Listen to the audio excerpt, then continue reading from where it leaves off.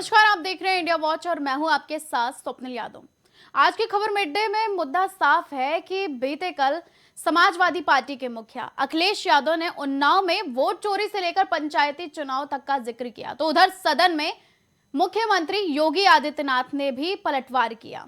Samajwadi party के राष्ट्रीय अध्यक्ष और पूर्व मुख्यमंत्री अखिलेश यादव ने उन्नाव में एक निजी गेस्ट हाउस में एक शादी समारोह में शामिल होने के दौरान प्रदेश की योगी आदित्यनाथ सरकार और केंद्र की मोदी सरकार पर जमकर हमला बोला। उन्होंने योगी आदित्यनाथ के योगी होने पर सवाल उठाए, धार्मिक मुद्दों से लेकर कृषि और आर्थिक नीतियों तक पर तंज कसा। अखिलेश यादव ने आरोप लगाया कि सरकार माफियाओं को संरक्षण दे रही है और देश की सीमाओं पर चीन की घुसपैठ को नजरअंदाज कर रही है।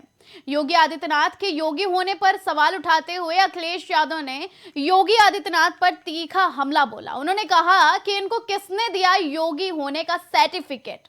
उन्होंने आगे कहा कि हमारा समाज गेरुआ वस्त्र पहनने वालों का सम्मान करता है, लेकिन योगी का कोई सम्मान नहीं है। वस्त्र पहनने से ही आप योगी नहीं होते, कान छिदवाने से ही आप योगी नहीं होते।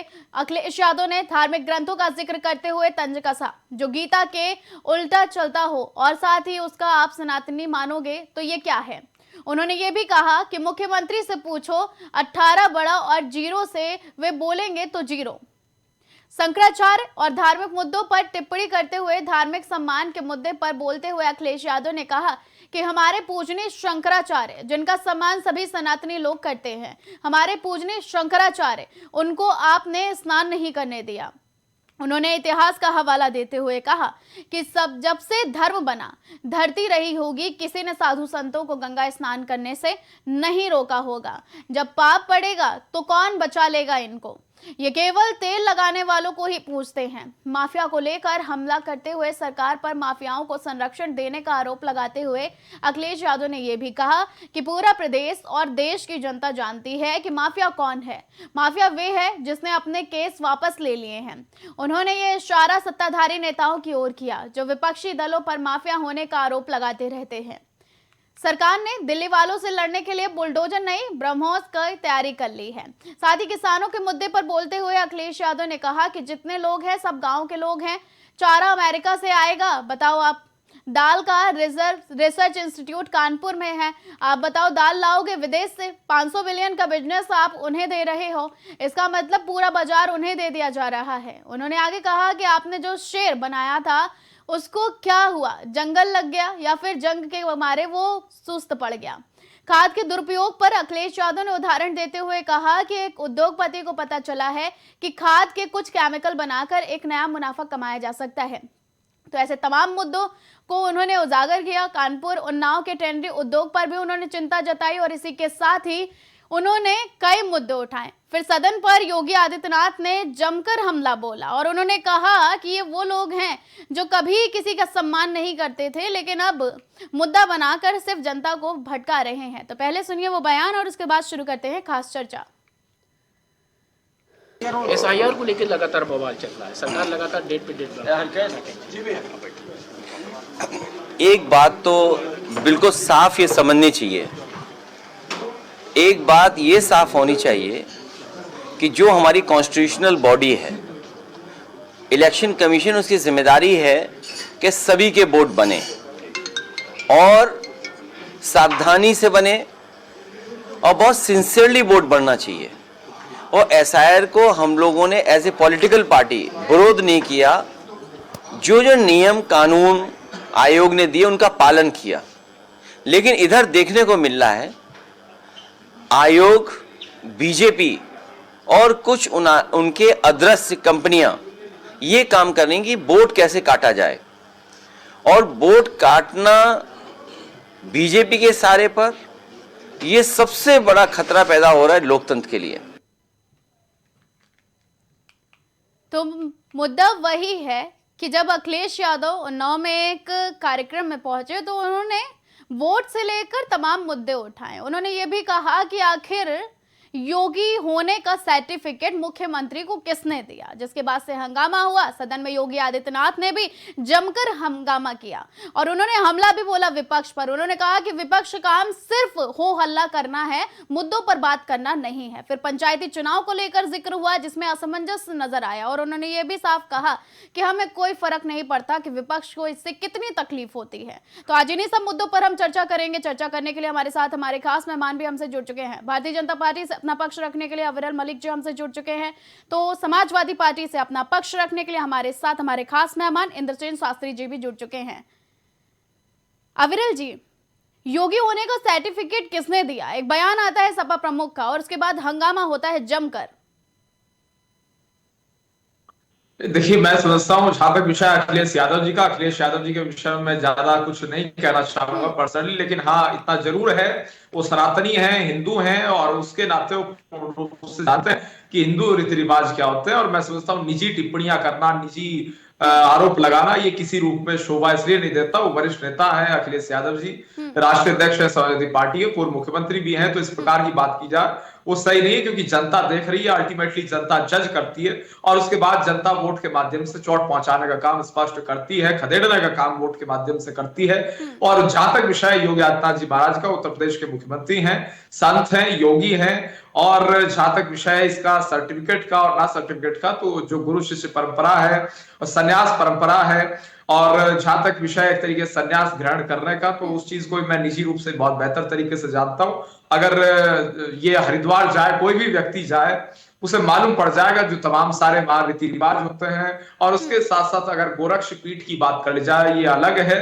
अगर एक तरीके से गोरक्ष पीठ की बात की जाए, बिल्कुल स्पष्ट रूप से मालूम पड़ जाएगा अगर ये इतिहास को देखें कि किस प्रकार से संन्यास होता और किस प्रकार से गुरु शिष्य परंपरा को आगे बढ़ाया जाता। लेकिन बावजूद इसके इस प्रकार के आरोप लगाना, मैं समझता हूँ ये चीज ठीक नहीं है और ये हिंदू धर्म के भी विरुद्ध है। ठीक है इंद्रसेन जी, सर्टिफिकेट का जिक्र कैसे आया? मुद्दा छिड़ा था वोट का और फिर उसके बाद पंचायती चुनाव का, लेकिन सपा प्रमुख का एक बयान आया, उसमें उन्होंने कहा कि योगी होने का सर्टिफिकेट आखिर किसने दे दिया? सिर्फ भगवा रंग के कपड़े पहनने से, कान छिदवा लेने से इंसान योगी नहीं बनता। देखिए, इस प्रश्न का उत्तर स्वप्निल जी आपके ही प्रश्न में ही और अविरल मलिक साहब अभी ये बात कह रहे हैं। हमारे राष्ट्रीय अध्यक्ष जी इसलिए इस बात को कहा कि भाई जो आप सर्टिफिकेट किसी से मांगोगे, आपने याद होगा इलाहाबाद पे जो हमारे महामंडलेश्वर जी थे, उनके जब प्रश्न उठे तो वहां पर इनसे एक सर्टिफिकेट की बात आई कि यहाँ पर उनके पास सर्टिफिकेट दिखाया जाए। तो जब आप दूसरों पे प्रश्न दागोगे, जब दूसरों से इस तरह के आपके लोग प्रश्न करेंगे, तो निश्चित तौर पे आपके ऊपर भी उंगली उठेगी, चाहे सेंट्रल हो चाहे स्टेट हो। ये एकदम स्पष्ट है। दूसरी चीज, आप किसी के ऊपर उंगली उठाने वाले होते कौन है? अगर उठाओगे तो आपसे उस प्रश्न को भाई वो भी उम्मीद करेगा कि उसका आपको सर्टिफिकेट कहाँ मिला, तो वो तो प्रश्न बनेगा ही बनेगा। तो ये सब चीजें जो है चुनावी मुद्दा नहीं है। आज का समय ऐसा है, राजनीति का जो एक पैटर्न है वो चेंज हुआ, आप देख रहे हैं स्वप्न जी। इसमें लोग उस राजनीति को इस तरह से प्रस्तुत कर रहे हैं, वो मजबूरी है। टिट फॉर टैट, एक शॉर्ट शब्द आपको कहूं, जैसा आप कहोगे वैसा पाओगे, आपके साथ वैसा व्यवहार होगा। तो आप किसी के साथ इस तरह की हरकत, तो आपके साथ स्वाभाविक है। हमारे राष्ट्रीय जी का प्रश्न ही है कि भाई आप कौन होते हैं किसी सर्टिफिकेट मांगने वाले? आप अपना सर्टिफिकेट का आप अपना दिखाओ ना, आप अपना, आपके पास कहाँ से सब चीजें हैं? तो ये सब सारी चीजें एक राजनीतिक बातें जो आप करें उसका नहीं, आप जिस तरह से बोगे उसी तरह से काटोगे, सीधी सी बात है सब में। ठीक है, लेकिन इंद्रसेन जी, जिक्र छिड़ा था जब शुरू हुआ तो सपा प्रमुख अखिलेश यादव ने कहा कि वोट एक कंपनी है जो वोट काटने का काम कर रही है, निजी कंपनी है सरकार की। उसके बाद उन्होंने पंचायती चुनाव का भी जिक्र किया, जिस पर ये तो सत्ता पक्ष ने साफ कह दिया कि हमें कोई दिक्कत नहीं है कि विपक्ष को कितनी दिक्कतें हो रही हैं इससे कि पंचायती चुनाव की तारीखें टल सकती हैं। ये कंपनी इसलिए कहा, आपने अभी देखा होगा जो फॉर्म 7 का मामला आया, हाँ, सुल्तानपुर का मामला आपको बता दें, लबुआ विधानसभा में 3-4 जगह जो FIR हुआ, जिसको 1 लाख रुपया भी भैया ने इनाम दिया, गिफ्ट दिया। वहां पे जो पत्रकारों को था वो काम हमारे दल के लोगों ने किया, तो उनको 1 लाख चेक इनाम दिया था, आपको याद होगा। तो इसलिए कहा कि ये जो स्पष्ट बातें हैं, जो एक निष्पक्ष रूप में जिनके ऊपर विश्वास किया जाता है, अगर वो निष्पक्ष रूप में नहीं काम कर रहे हैं, किसी दल के रूप में काम कर रहे हैं, तो इसलिए कंपनी कहा उन्होंने। और कंपनी ये कहना कोई गलत नहीं है। अगर आप निष्पक्ष भाव में काम नहीं करोगे तो कंपनी कहे जाओगे, ये कोई गलत नहीं कहा उन्होंने। लेकिन अब उनके ऊपर से जनता का विश्वास खत्म हो रहा है।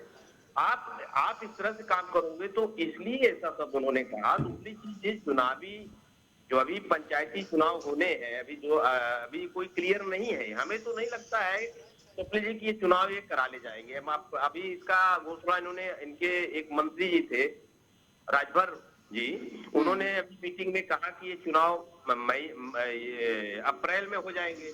फिर उन्होंने कहा मई या जून तक हो जाएंगे।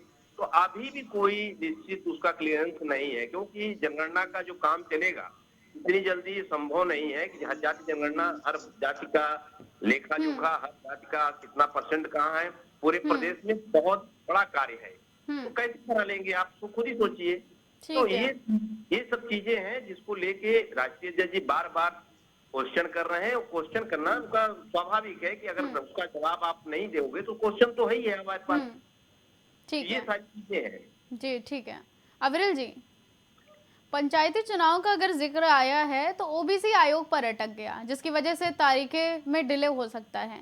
लेकिन विपक्ष का कहना है कि अगर सही समय पर सही तरीके से अगर सरकार एक्शन लेती तो सारे काम समय पर हो जाते और पंचायती चुनाव भी समय पर हो जाते हैं। जी देखिए, जहां तक एक्शन लेने का विषय है तो सरकार हमेशा समय पर एक्शन लेती है और समय अवधि का ख्याल निश्चित रूप से रखा जाता है और रखा जाएगा। लेकिन पिछड़ों के अधिकार को सुरक्षित और संरक्षित करना ये भी हमारी जिम्मेदारी है, हमारा नैतिक दायित्व है, नैतिक कर्तव्य है और इसे पूर्ण कर रहा काम निश्चित रूप से सरकार करेगी, इसमें बुराई नहीं। और जहां तक विषय विपक्ष का आरोप प्रत्यारोप का, मैं समझता हूँ आरोप प्रत्यारोप करना एक अलग विषय है, लेकिन धरातल पे सच्चाई से रूबरू होना एक अलग विषय है और पूर्ण रूप से सच्चाई है, ये सत्य है। जिस तरीके से अगर बात कर जाए विपक्ष के आरोपों की, तो मैं समझता हूं उनमें दम इसलिए नहीं है कि जनता उन्हें इस सिरे से खारिज करने का काम करती है। और उसके साथ साथ जहां तक विषय है पंचायत चुनाव का, पंचायत चुनाव में समय अवधि का पालन हो, वो फॉलो हो, इसकी हम चिंता निश्चित रूप से कर रहे हैं और कानूनी प्रक्रिया के तहत जो भी आवश्यक होगा निश्चित रूप से किया जाए।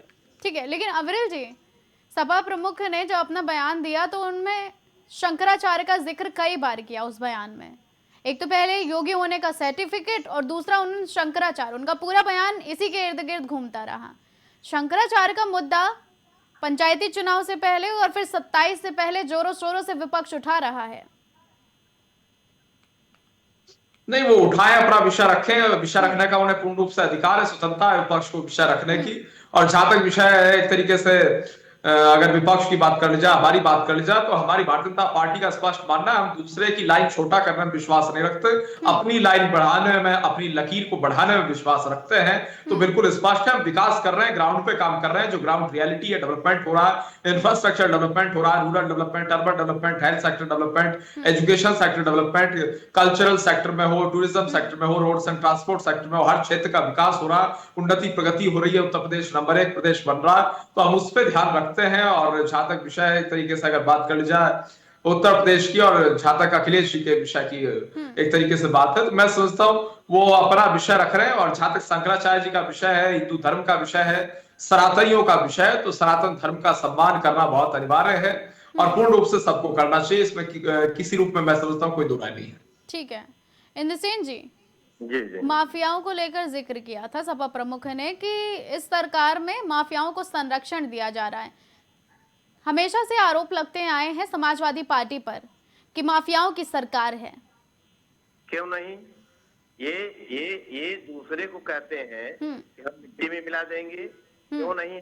अभी ये जौनपुर का मामला आप देखिए, वो क्या है, या और सारे इस तरह के वो क्या है जिनको कोविड में नाम आया, वो या कालीन वहां वाले में मामले में आप देखिए, मिर्जापुर। तो ये सारी चीजें जो है भेदभाव रूप, देखिए एक देसी कहावत है, मैं आपको स्पष्ट कर दूं सब कि आप पथरी भी ढाको, धान भी कूटो, देसी कहावत है। तो दोनों काम नहीं हो सकता, आपको एक स्पष्ट मार्ग चुनना पड़ेगा, स्पष्टीकरण देना पड़ेगा। आप कहते हैं कि भाई माफिया, हमारी सरकार थी, हमारे राष्ट्रीय अध्यक्ष जी मुख्यमंत्री थे, आप क्या क्या किस तरह के आरोप प्रत्यारोप लगाए हैं। आज भेदभाव नहीं हो रहा है, ये भेदभाव में काम नहीं चलेगा। आपको एक स्पष्टीकरण करना पड़ेगा, आपको एक रूप दिखाना पड़ेगा। आप ये चीज नहीं कि हम दोनों चीज दिखा दें। आज आप देखिए, आप कानपुर का मामला लीजिए या कहीं भी इस तरह का मामला ले लीजिए, तमाम इस तरह के हैं जिसके साथ भेदभाव के रूप में आप इस तरह से कार्य कर रहे हो, तो ये क्वेश्चन उठना लॉजिक है, आपके ऊपर इस तरह का प्रश्न उठेगा।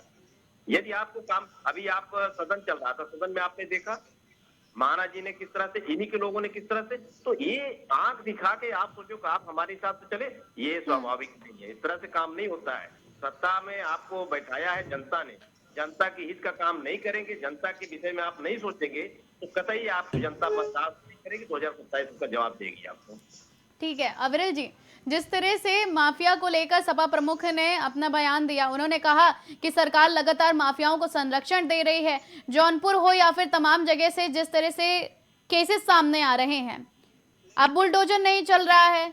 अब चाहे प्रदेश हो या फिर दिल्ली में ब्रह्मोस का इस्तेमाल, और जहां प्रदेश में बुलडोजर का इस्तेमाल किया जाता था, अब उस बुलडोजर को क्यों शांत करा दिया गया है?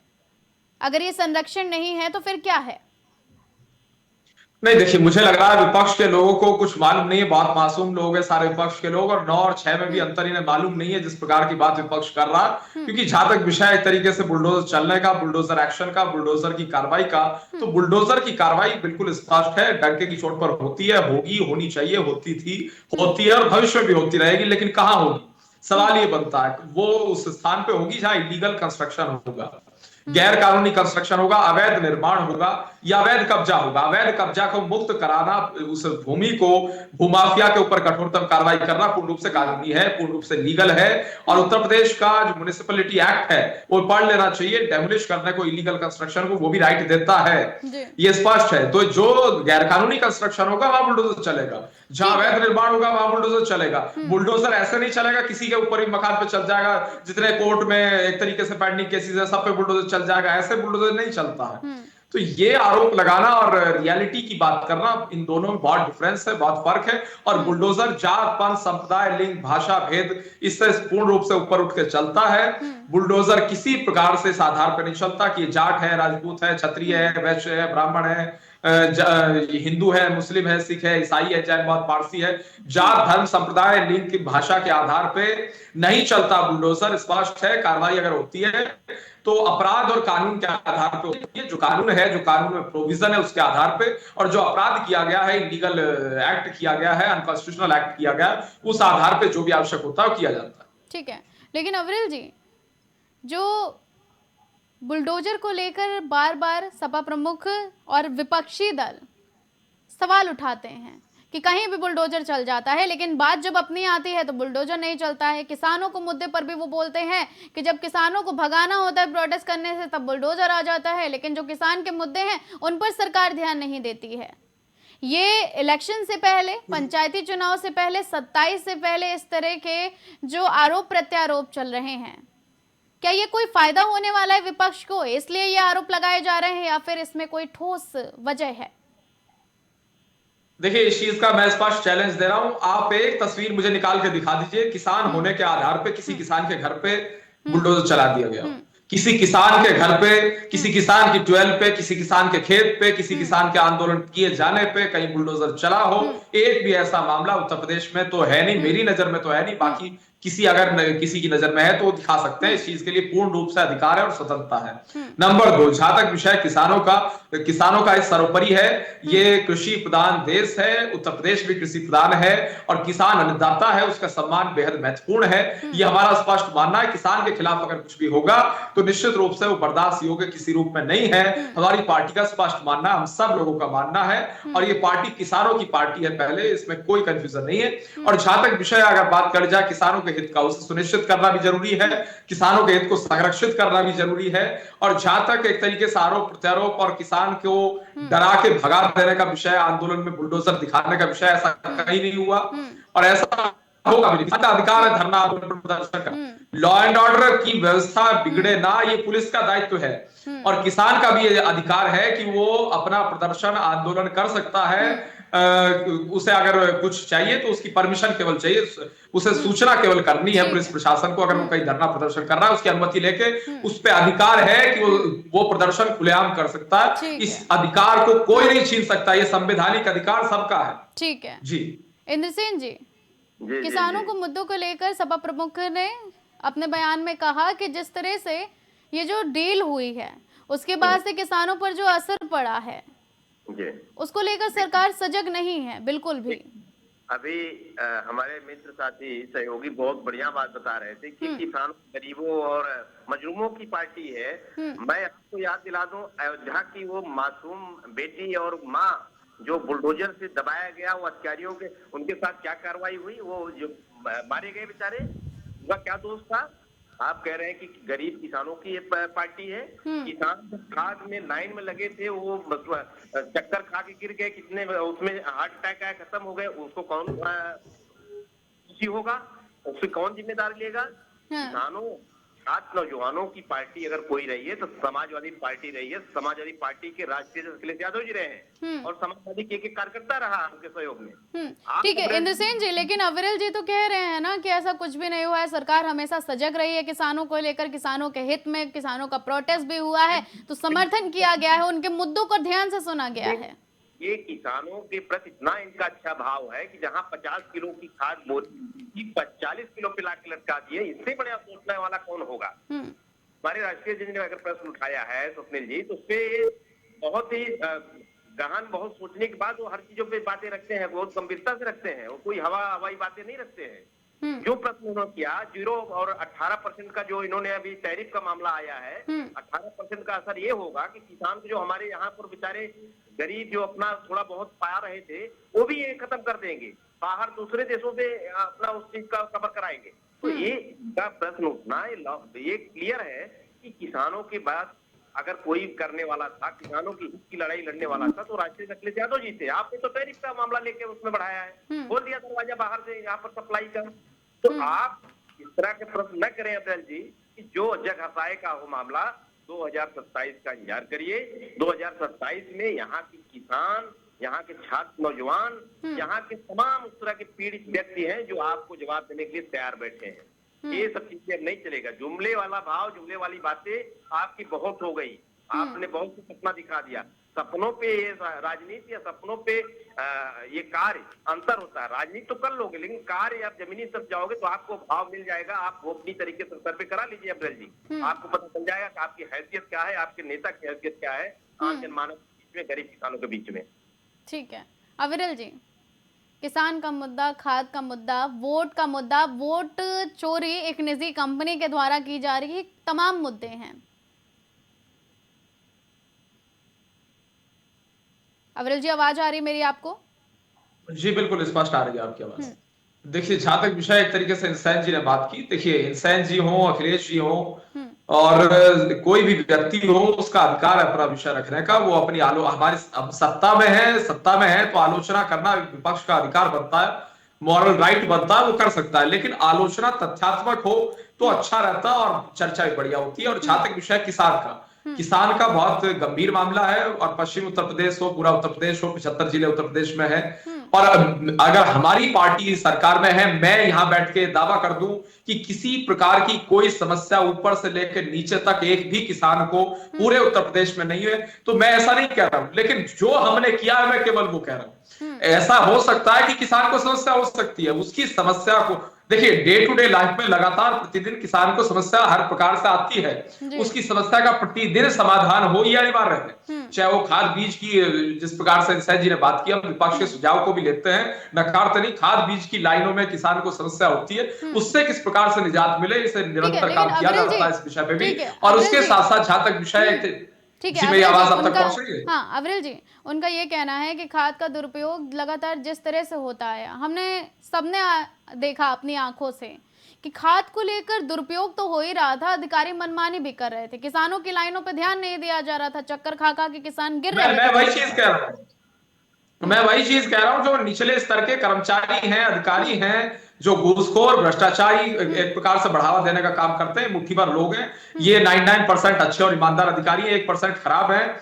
लगातार इन लोगों को हम भी डील करते हैं निजी रूप से, इस चीज को मैं भी देखता हूं कि मुट्ठी भर लोग हैं जो पूर्ण रूप से खराब करने का एक तरीके से काम करते हैं। सरकार योजना चलाती है, जमीनी स्तर पे काम दिखाया जाता होता है, लेकिन जहां तक इन अधिकारियों का विषय है, ये अधिकारी घूसखोरी भ्रष्टाचार जो करते हैं, आपके टीवी चैनल के माध्यम से मैं कहना चाहूंगा सारे अधिकारियों के ऊपर कठोरतम कार्रवाई होगी। जो भ्रष्टाचारी करेगा, घूसखोरी करेगा, अपराध करेगा, उसे जेल में डालने का काम हमारी सरकार, यूपी की सरकार करेगी। ठीक है अविरल जी, किसान जिसे अन्नदाता कहा जाता है और हमेशा से सरकार कहती आई है महिला, युवा और किसान मेन फोकस रहा है, और इनको अगर कोई भी आंच आएगी तो खुद हमारे मुख्यमंत्री ये कहते नजर आए हैं कि महिला, युवा और किसान को अगर कोई परेशान करेगा तो वो बचेगा नहीं, खैर नहीं उसकी।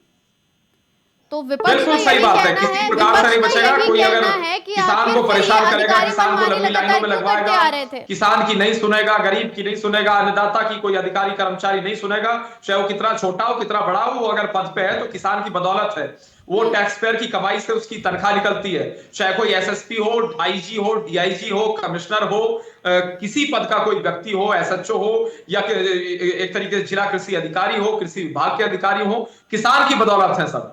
कृषि मंत्रालय भी किसान की बदौलत चलता है। तो हम तो पूर्ण रूप से किसान को समर्पित बीजेपी के लोग हैं। अगर कोई किसान के साथ गड़बड़ करेगा तो उसके ऊपर कठोरतम कार्रवाई as per the law, as per the constitution होगी, और घूसखोरी भ्रष्टाचारी का उसे मुंहतोड़ जवाब मिलेगा, उसे सलाखों के पीछे भेजने का काम हमारी सरकार करेगी, हमारा स्पष्ट मानना है। ठीक है इंद्र सिंह जी। जी जी जी, देखिए स्वप्निल जी, अभी आपने कई चीजों पे प्रकाश डाला कि किसी को बख्शा नहीं जाएगा। मैं अभी यही तो मैं जानना चाह रहा हूँ।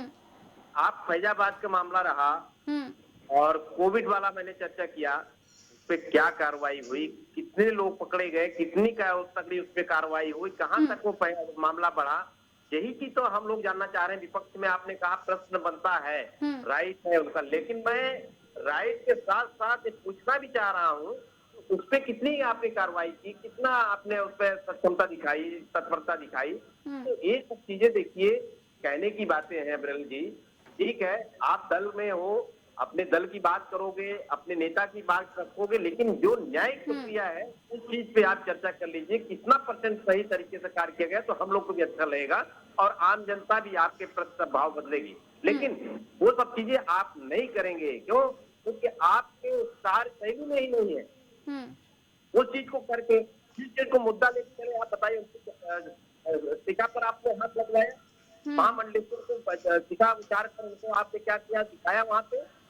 तो ये सब चीजें उन्हीं अधिकारियों को आप आगे बढ़ाते, कार्य कराते, फिर कहते कि उनके साथ कार्रवाई होगी। ये दोहरा चरित्र नहीं चलेगा, हमारा एक प्रश्न है। दूसरा चीज ये, आप आम जनमानस के हित का काम करेंगे, किसान के हित का काम करेंगे, तो विपक्ष भी आपका साथ देगा और सम्मान करेगा। ठीक है, ज्यादा जानकारी हमारे दर्शकों तक पहुंचाने के लिए आप दोनों का बहुत बहुत धन्यवाद। तो मुद्दा साफ था कि जब सपा प्रमुख अखिलेश यादव ने अपना बयान दिया, बयान में उन्होंने वोट चोरी से लेकर निजी कंपनी और निजी कंपनी से लेकर किसानों और किसानों से लेकर सर्टिफिकेट का जिक्र किया कि आखिर योगी होने का सर्टिफिकेट मुख्यमंत्री को किसने दिया। सिर्फ वस्त्र पहन लेने से और कान छिदवा लेने से कोई योगी नहीं बनता है।